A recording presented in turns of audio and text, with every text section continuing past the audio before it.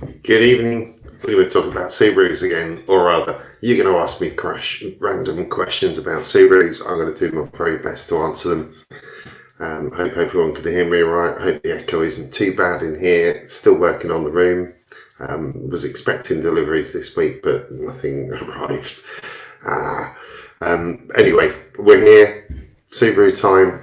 If you've got any questions, be it about modifications, upgrades, tuning, mapping, problems, check engine lights, anything Subaru related, I will do my very best to answer them. If you don't know me, I'm Duncan. I tune Subarus for a living here in the UK. Been doing it for 19 years. Yeah, I deal with Subarus every day of my life and I love them. These sessions are just to answer your questions. I've got no pre-scripted things to go through, things that I want to promote or sell or anything. This is just my way of just giving a little bit back as far as sharing my experiences with Subaru. I see them every day. Good cars, bad cars, cars with problems, trying to tune them, trying to get the best out of them, which modifications have worked, which ones don't. So, if you got anything you want to ask me, far away.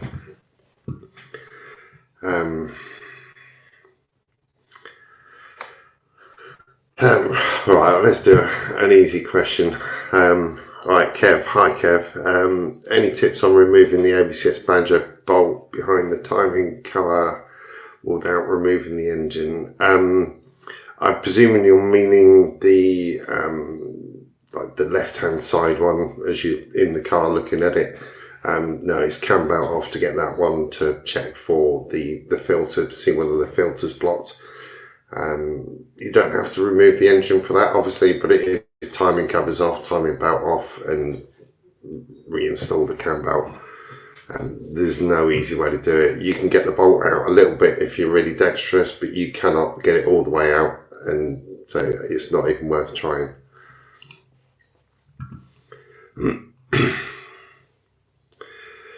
Right, did have a question beforehand. I should say, I forgot to say last time, but if you've got a question, if you put a Q at the beginning of it, it just makes it easier for me to pick out what are questions and what's kind of random chat between people. That way, when I'm glancing down the list of the live chat, I can go, right, okay, that's a question, I'll star that, ready for a bit later on, or when I'm ready to answer it. I do try and answer every single question to the best of my knowledge. In the UK, Subaru decided to give up on the UK in 2018, so we haven't got any of the new sort of FA24 engine cars, but I'm hoping that they'll start to trickle through the import process soon, because I want one.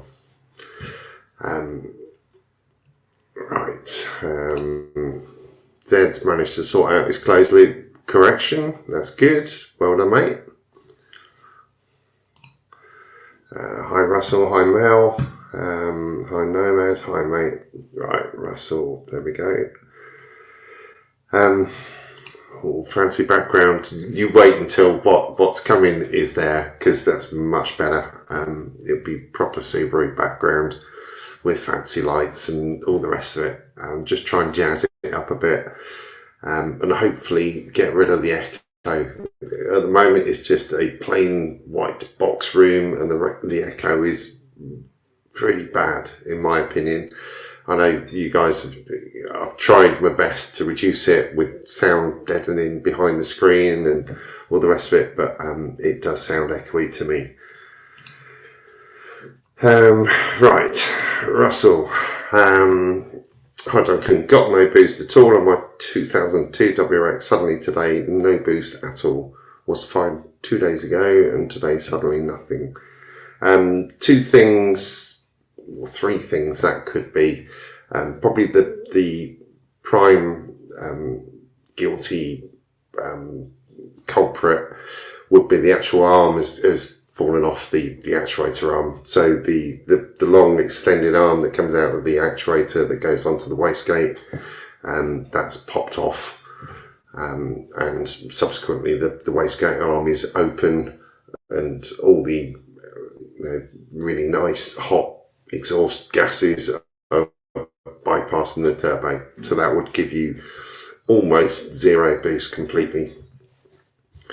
The other option is the turbo is seized completely, less likely, but it is an option, or something has gone up through the turbo, like the end of the lambda sensor that's just jammed into the turbo blades and stopped that running, or it could be a faulty boost gauge, but I'm guessing that you would probably feel no boost because they are flat as a really flat thing.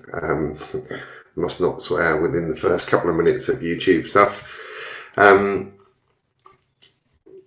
So yeah, my guess would be the arms come off the actuator. If the heat shield's off, then it's easy to see it. If the heat shield's still on, then not quite so easy, but it's just a little C-clip that will join it back together.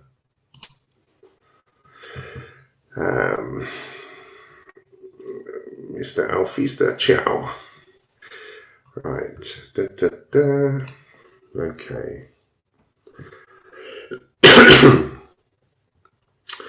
Right, okay, you swap the EJ20 and a single overhead cam in my Subaru Fister. Now runs great, put 500 miles on it over a few months, no problem. That's great, superb.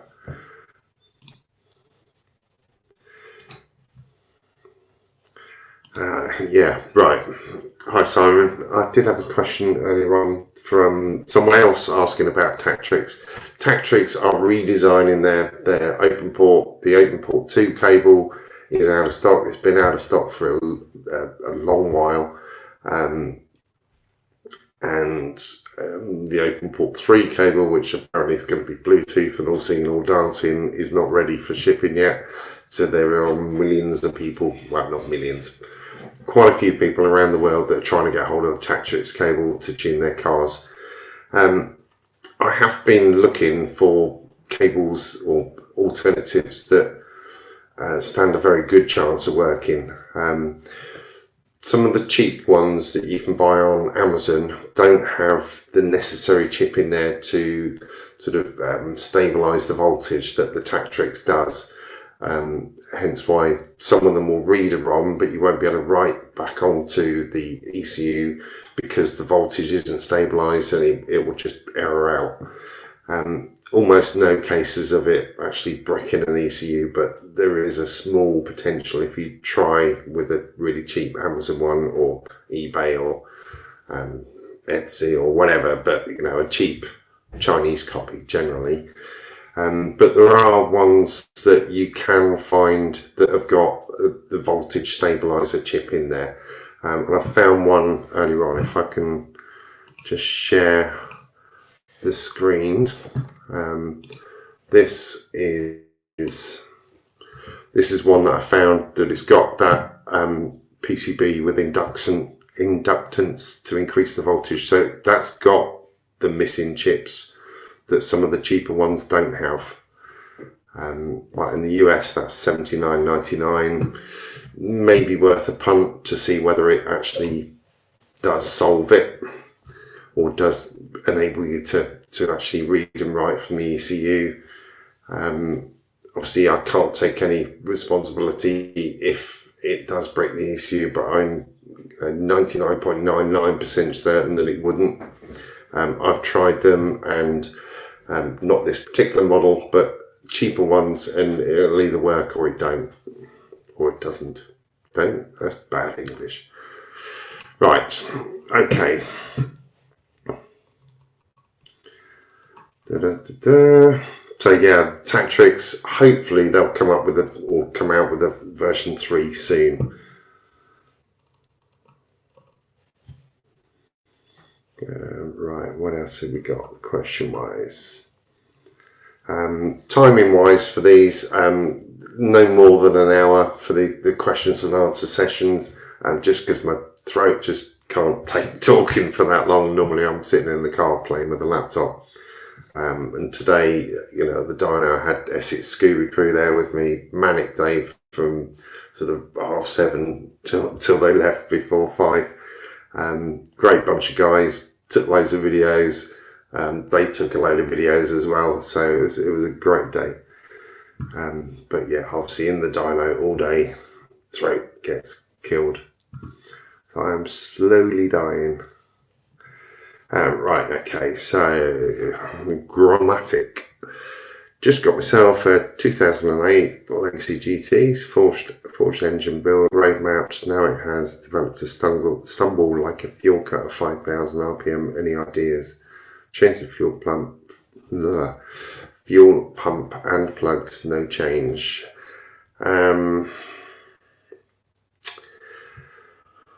Where would I be going with that?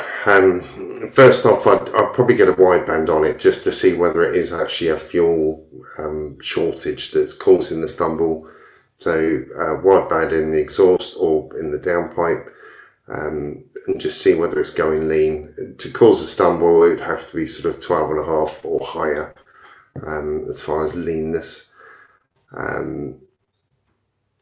If it isn't leanness, then coil pack related could be, but the wideband is where I would start with that, just to see whether it's running lean. If it is running lean, then it could be the fuel pump assembly, the seals because the fuel pump assembly in that is like a plastic cage, and the seals can not seal entirely correctly. But check it with a wideband first, see whether it is running lean. If it is running lean, solve that problem, and hopefully that gets rid of the stumble. Alright, let me have a little slab of Orangina. Tonight's episode is sponsored by Orangina. It's not really, but I keep saying that. Hopefully they'll send millions of pounds over.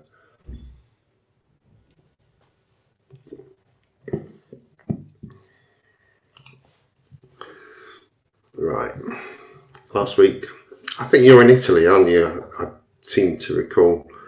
Last week, a very small racetrack, air temperature was very high, over 27, and the engine briefly stalled while accelerating. What could it be?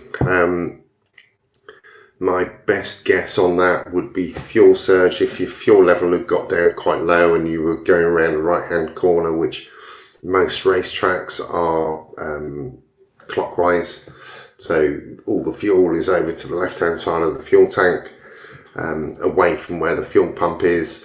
So generally what happens is it's just after a corner, you're accelerating out of a corner and you get the and that's fuel surge. So either keep the fuel level higher. Generally, if you're quick on track, then you can get it to do that at about half a tank. If it's happening higher than that, then it could be that the fuel hanger is not sitting towards the bottom of the tank well enough. Maybe you've replaced the fuel pump and the assembly is kind of bent upwards a bit from the bottom of the tank. But if you're still getting it, a swirl pot would be a great idea.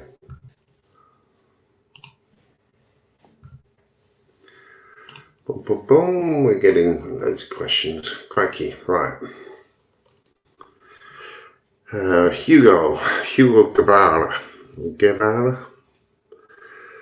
USA Bug-Eye EJ207 Vision 7 with a 5-speed, very sluggish under 3,000, almost very hard to drive, but runs great all the way to 8,000, 16 PSI. It obviously depends on the turbo that you've got fitted. It very much depends on the up pipe as well that's going to the turbo. Big up pipes will make the turbo really sluggish because the air is travelling through that up pipe slowly. Smaller up pipes are better. So the standard STI up pipe without the cat is, in my opinion, the best size. Obviously when you get really high horsepower, sort of 600-700 horsepower, then you would want a bigger up pipe. But for normal people, normal cars, normal Subarus, 3 to 400-ish. The standard STI up pipe, I think, is the best. If you've got a big up pipe, it will slow the turbo down. You could have an exhaust leak in the headers or something like that that's bypassing the turbo, and you're losing that energy from the exhaust gases. What else could that be? Could be a lot of different things, ECU related. So like if it's hearing detonation, it could be retarding the ignition timing, which is doing the same sort of thing. Unless the ignition timing creates the explosion at exactly the right time, then you're losing energy from that. So if you're pushing something that's already moving away from you, like if you're starting the spark late, then there's not much force going on the piston. But if you start the spark earlier, as the piston's just starting to go down, or like the point of the big explosion is as the piston is starting to go down, you get much more transference of the explosion energy into actually spinning the engine. It could be a lot of different things. I'd probably want to know a bit more about the turbo and the spec of the car, to be honest, Hugo.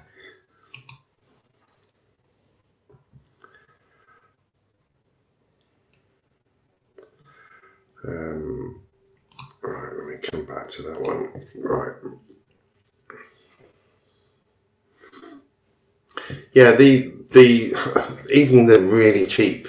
I think I bought one that was about £20 on Amazon. Even that is good for data logging. It's not going to break the ECU. You're just reading the data out of it, so you can use ROM Raider or ECU Edit or various other bits of software to actually read the data. You could even read the ROM. If it will allow you to read the ROM, it's not going to cause any damage. If you're using it to write a ROM on there, then there is a potential, using the really cheap stuff, to cause some damage. I've not seen it, but there is always a potential. But you'd be fine for data logging.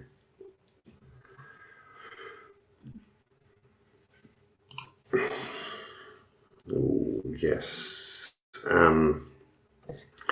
Right. When I was racing my Impreza, what was the alignment geo setup, and what do you recommend for road, and what do you recommend for road track racing track use? Right. Okay. There, I did lots of different things to mine. First off, the suspension inner pickup points, I moved those to actually change the angle of the lower arms to lower the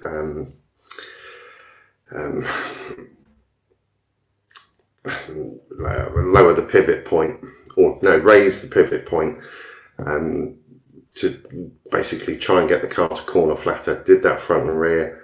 You can do that nowadays with adjustable subframes, and play with those to actually get the right points.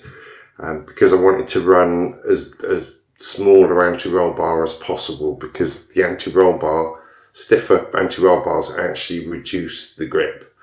They change the balance of the car, but they actually reduce the grip. So I wanted the car to actually naturally corner flatter, but without having to rely on the anti-roll bar to transfer the grip from the inner to the outer. The geometry and the alignment, geometry wise, I pretty much always set mine up so that the wheels are pointing straight ahead, front and rear. So I go with zero toe in, zero toe out, just pointing straight ahead. So when you're braking, you get a slight toe in effect, and when you're accelerating, you get a slight toe out effect, depending on whether you've got solid bushes or normal bushes. Because I've tried setting it up with toe out, and it is really unpredictable, and can transfer from massive understeer to massive oversteer quite quickly. And I just wanted something that was really easy to drive quickly. The actual camber and those sort of things, that was done based on what the infrared heat gun told me that the tyres wanted for how I drove. So if I was measuring the temperature outside, inside, and middle, and depending on if the outside is higher than the inside temperature-wise, then I'd run more negative camber. If it was the other way around, I'd run less. And tyre pressures, again, if the outside is hotter than the centre, then I would put the pressure up. And if the centre was hotter than the outsides, then I put the pressure down. But I used nitrogen as the gas, so that it was less likely to change in actual pressure when there was heat in the tyre. There's quite a lot that can be done with suspension geometry and alignment and tyre pressures that can actually alter the grip a lot. I was lucky that I had the Avon Motorsport guys helping me out in the pits and sorting out how to set that up.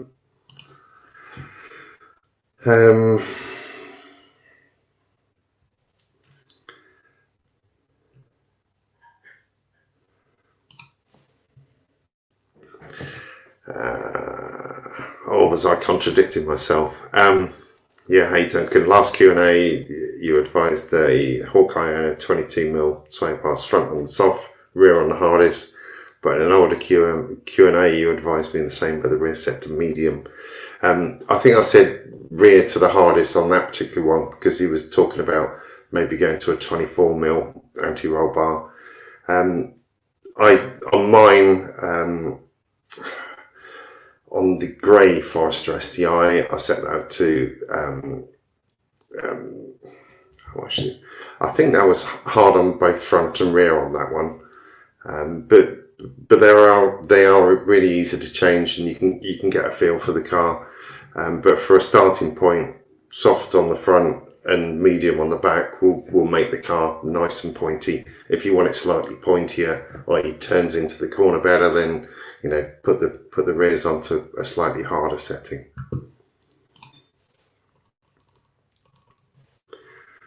Boom, boom, boom. Blimey, loads of questions. I'm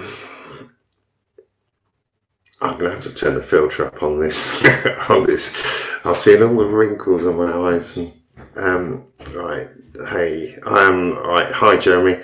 I have an ECU running on Carberry ROM. Car is rear-wheel drive converted, so it has no front diff to spin the VSS.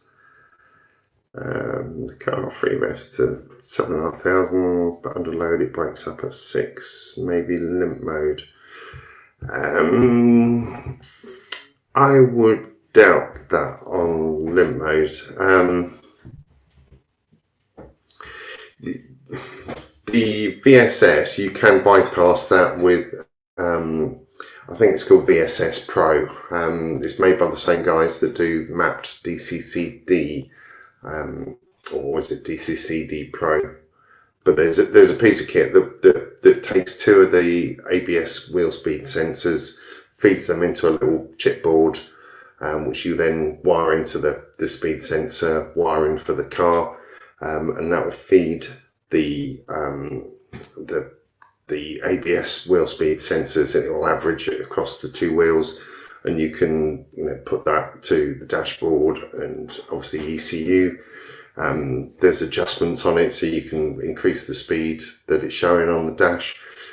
Works really well. Put that into a car this week. Works really nicely. You can just adjust it up or down.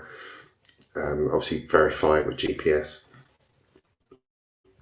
Might be quite useful for you on the drift side of things to have have the front wheel speed sensors hooked up to it, because then it's actually giving you a real road speed. But I don't think it'd be limp mode on that. Limp mode would normally be about 4,300.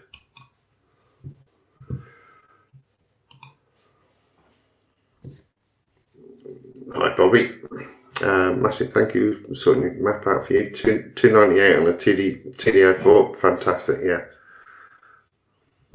Cool.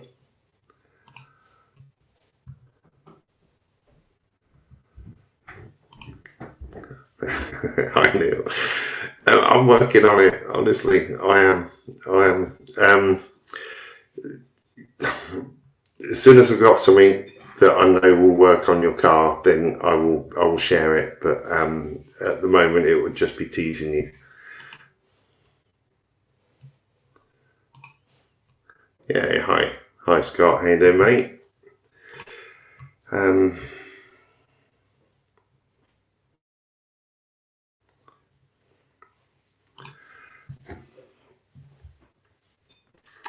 Okay, so your stuttering only seems to happen when the charge air can't be cooled sufficiently.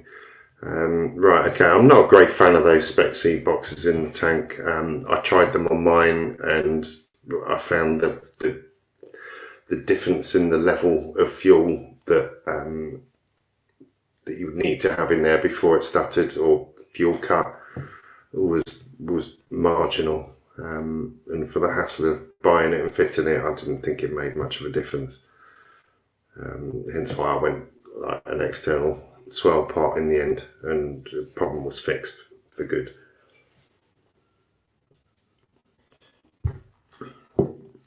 I'm not sure why that would be related to the charge temperature. Are you able to data log it and see whether the ECU's pulling ignition timing or cutting the boost back because of detonation? It might be that it's a partial sort of fuel starvation, maybe not completely to the point where it's stuttering, but it might be pulling out ignition timing or cutting the boost temporarily. I think data logging that would be a good idea if you can sort of rig up a laptop in there. So hide it under the seat for scrutineers or whatever, but actually data log and try and get some real information about what's happening rather than trying to guess.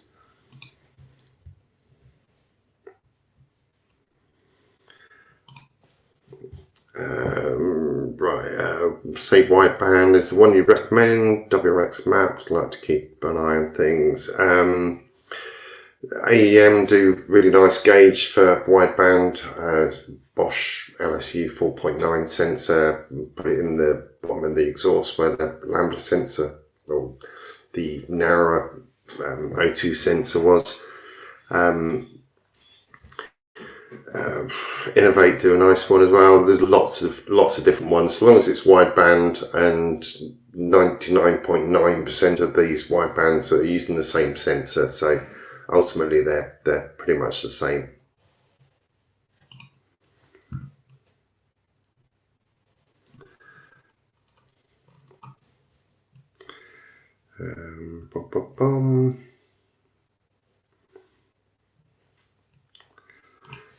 Okay.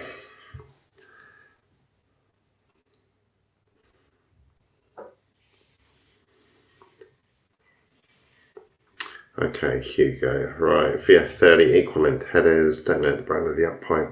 3-inch exhaust. Fuel pump.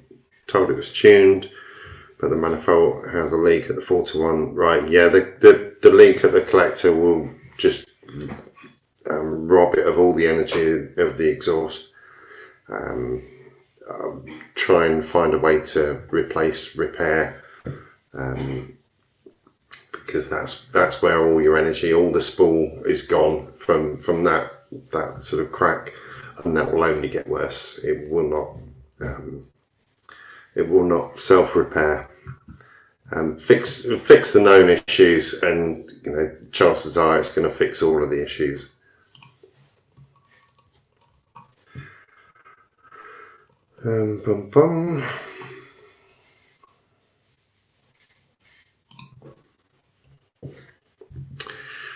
Jedi. 2006 Legacy GT twin scroll manual.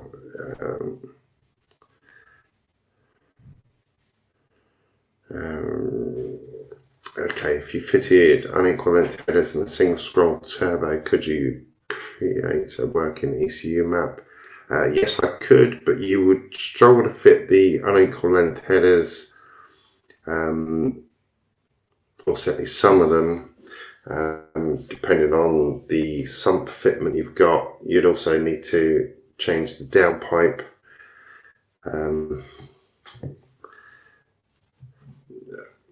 I'm not sure what you would gain from that. Personally, I think the twin scroll setup is awesome. The only thing that's holding that particular car back is the size of the turbos, or the turbo.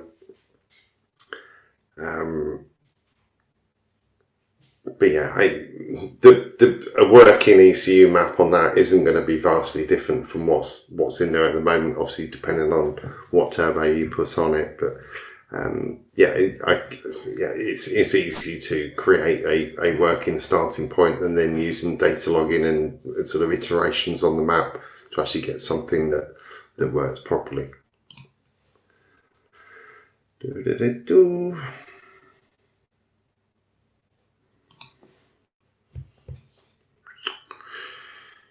Dangerous Fox. Right, thoughts on mixing oils for the 5-speed transmission. Forester XT. Recommended redline shockproof lightweight. Plus Motul Gear 300 for the box. Yeah, I'm not sure why you would be recommended that. It's not certainly something I would do, mixing gear oils. They're kind of designed to work on their own. The milkshake redline stuff, I probably wouldn't use that unless you've got really noisy engine gearbox. But the Motul Gear 300 is in my opinion, one of the best gearbox oils there is. So personally, I would go with that for the gearbox, and the same like Motul equivalent for the rear diff. I wouldn't be recommending mixing them. You kind of drain all the gearbox oil out and then put new stuff in.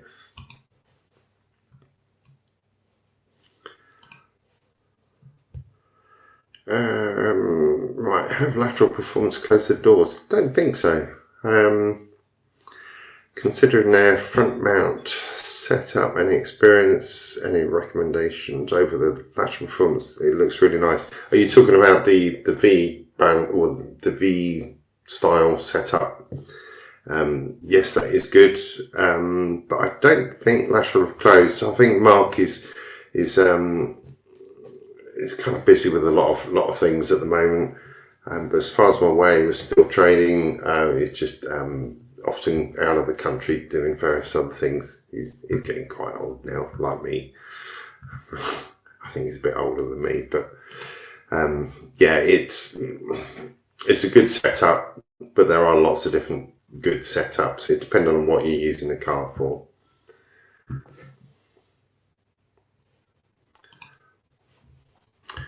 Could hot fuel lean out? Yes, it could.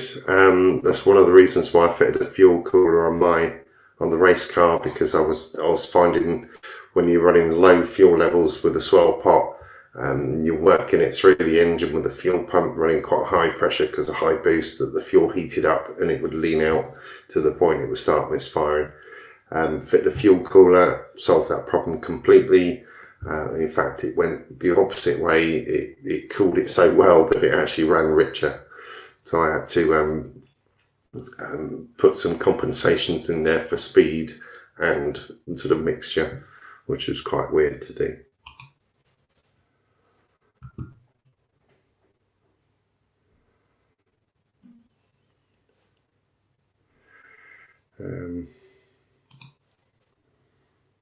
Yeah, I agree with you on that. Motul 300 is in fact, Motul make amazing oils, but they're just really expensive.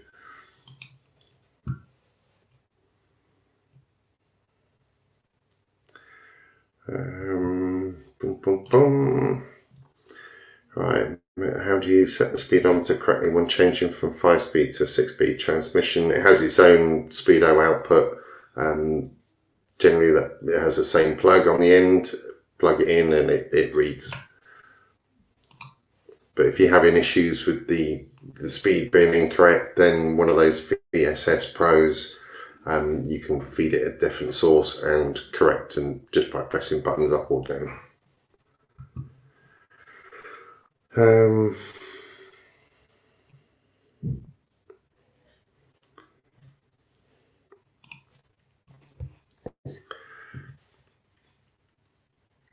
Yeah, with the Tactrix being out of stock at the moment, if you go back, I don't know whether you were watching when I sort of mentioned the Amazon product that or the product that is sold on Amazon. That was the Amazon USA site, so I don't know where you're based, but that should work. From what I'm reading about it, it should work. I haven't tried it myself, but it should work. But I'm going to try and reach out to Tactrix, see whether they can give me an indication as to when OpenPort 3 is coming out. But it's the Tactrix 2 being out of stock is really annoying.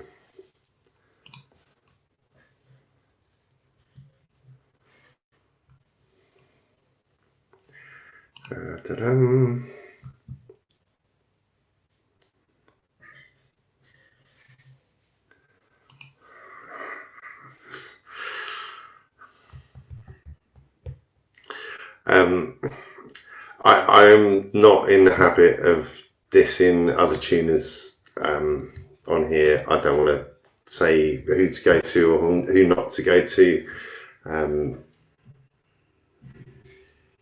If you're local to me or in the UK, great, come to me. If you like what I do, if you like how I do it, then great. There's plenty of people that will try and diss someone else's business for various reasons. You know, there's good things and bad things that people say about any tuner, any mapper, any garage, any mechanic. In a way, it's really nice that people are quite tribal about, you know, they support that tuner and blah blah blah, and they'll defend that tuner online, because there are a lot of people that will, quite frankly, slag people off for no reason, just because they're bored that day. The keyboard warriors of the world, there's lots of them around. There's obviously people that have had good experiences and bad experiences with pretty much everyone, myself included. You know, I'm human. I can make mistakes, or you know, a lot of the time it will be an issue with the car that's underlying that is then causing an issue after the map. But no, I don't want to go around slagging off other tuners, I'm afraid.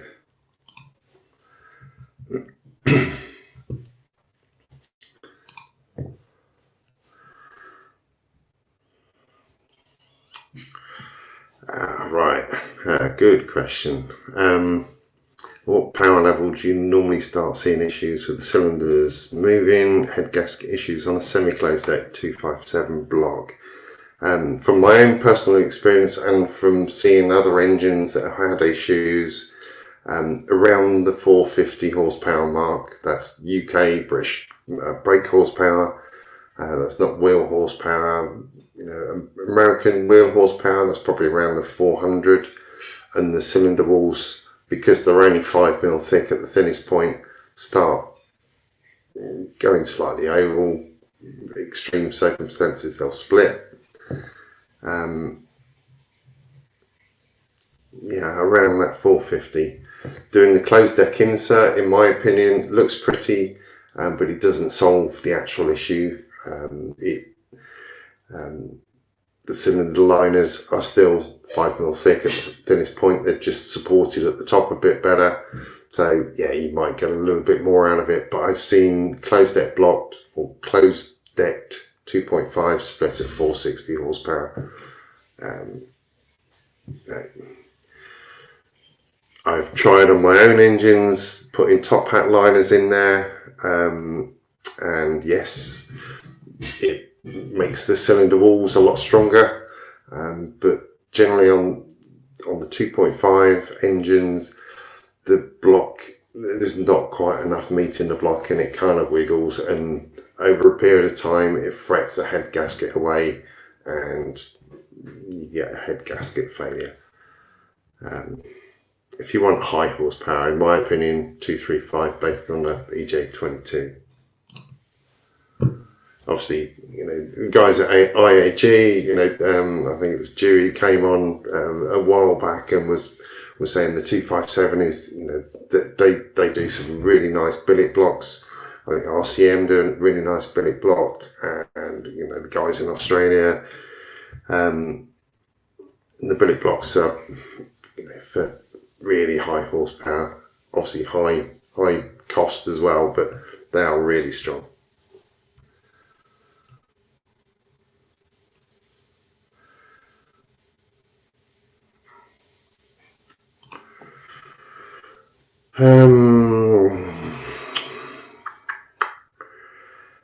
Any suggestions for an improved JDM Legacy twin scroll turbo?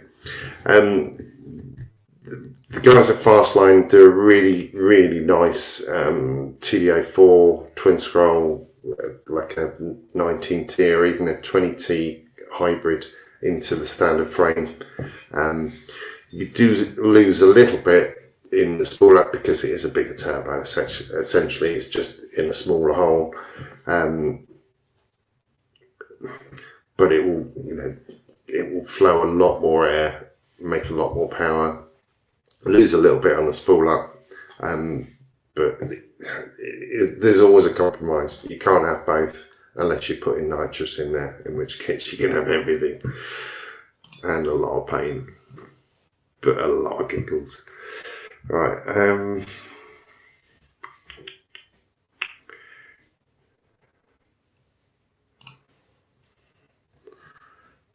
Best oil pump for an EJ20 WRX STI, EJ20, I presume you'd mean a 207, 11mm. I wouldn't be putting a 12mm. 12mm, it's too big, it cavitates the oil. 11mm is fine. I think officially the correct size, or the best size according to ProDrive, was actually something like 9mm. But yeah, 11mm is perfect. I wouldn't be doing 12.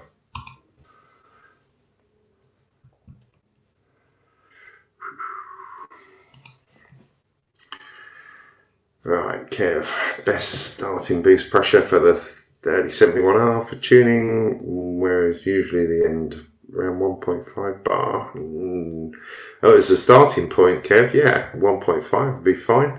I think on yours, the 3071 with the Cyvex on there as well, you should be probably looking 1.8, maybe even 2 bar. Would give a really nice curve on that. Certainly 1.8, probably a starting point for tuning. Wastegate on that is probably a bar. So build up from a bar and just take it gradually.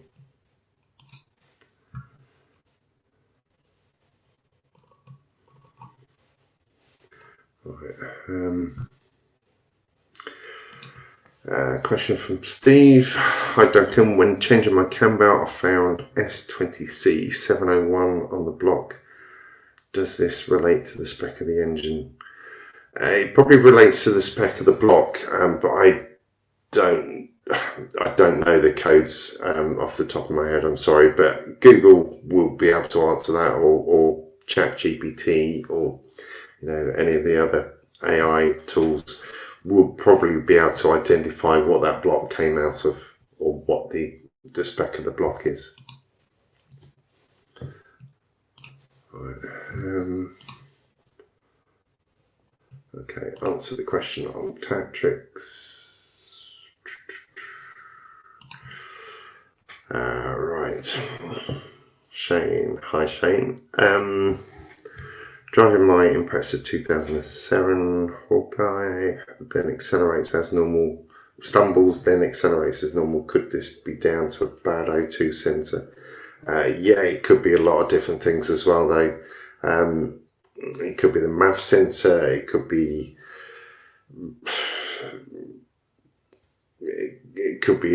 something as stupid as a heat shield that's rattling, that's making the ECU take out ignition timing. which would make it feel flat as a fart and stumble. I'm allowed to kind of swear at this sort of time.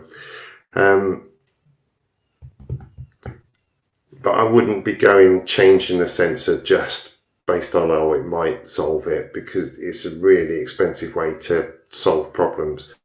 The best option would be to get hold of a cheap Tactrix cable,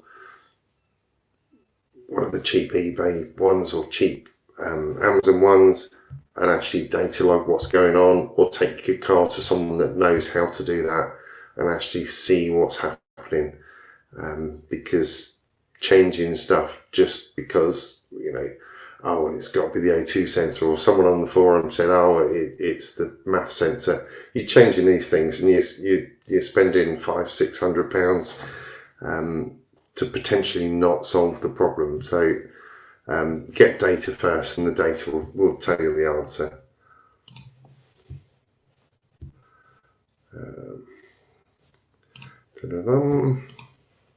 And welcome Jedi.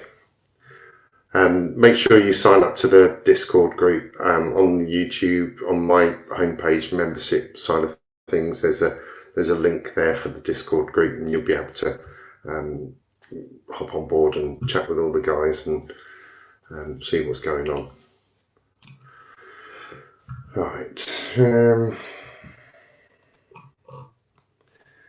SMK, hi. Right. Okay, how are we doing time-wise? Right, we're pretty much there. If there's any other questions, then fire them away. If there isn't, then I will bid you all good night. But I'll wait, because normally when I say that, there's like half a dozen questions that pop in. Right, and hey presto, there we go. Right.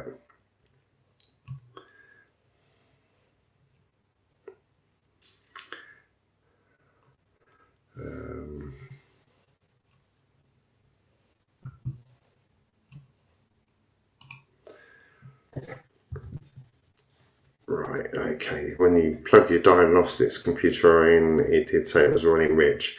It quite often, if the O2 sensor's failing, it might say it's running rich when it's running lean, in which case it will try and take fuel out, which will make it even leaner.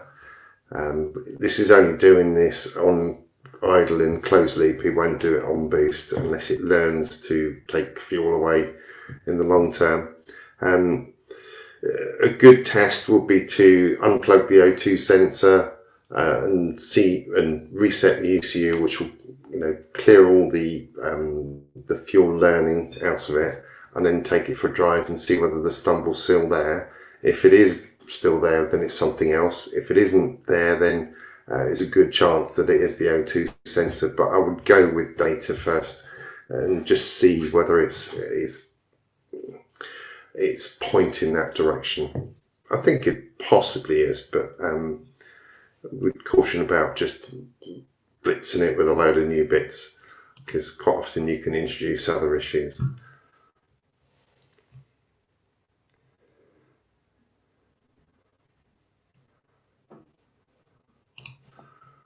Esports champ. I like the pink and the blue. It's quite cool. There is something else going to go on in the background there. It's good to see you as well, Fred. So yeah, that hopefully it will arrive for next week. Bloody Etsy! It's coming from Romania of all places. Nothing wrong with Romania if there's Romanian people watching.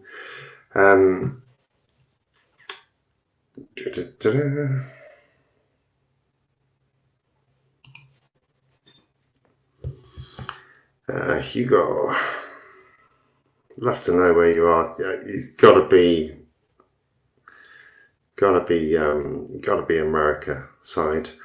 E85, yeah, love it. It's great for tuning, great for power. You want to max out the turbo pump. A 255 pump will be enough on E85. Injectors, just bear in mind you would need to run purely E85 about 38-40% more fuel flow. So you kind of like with the standard like 550 injectors, you probably want to be up in the size of those, up to 750s, maybe even you know, putting in a set of 1000cc injectors. I wouldn't go any higher than that, but 750s should be enough to actually get all of the potential out of that VF30.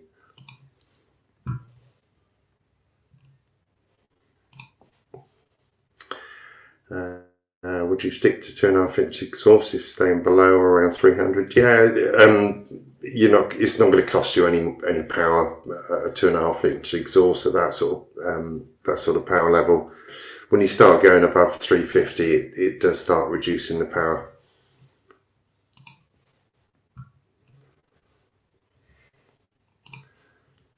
Yeah, I'm with you on that, Zed. Yeah, you're going to have words with them being late.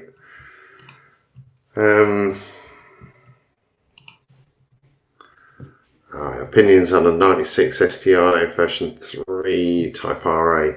Absolute weapon. Standard car is a weapon with the short gearbox. Obviously you wouldn't want to take it on a motorway cruise, but for A roads or B roads or twisty lanes, fabulous car. Really fabulous car.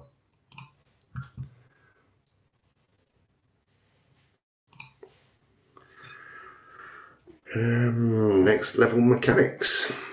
HJ20 RCM thick wall block, semi-open deck, RCM head gaskets, 11mm oil pump, wall, bro, 255, no cap, titanium, Cool. Yeah, nice spec.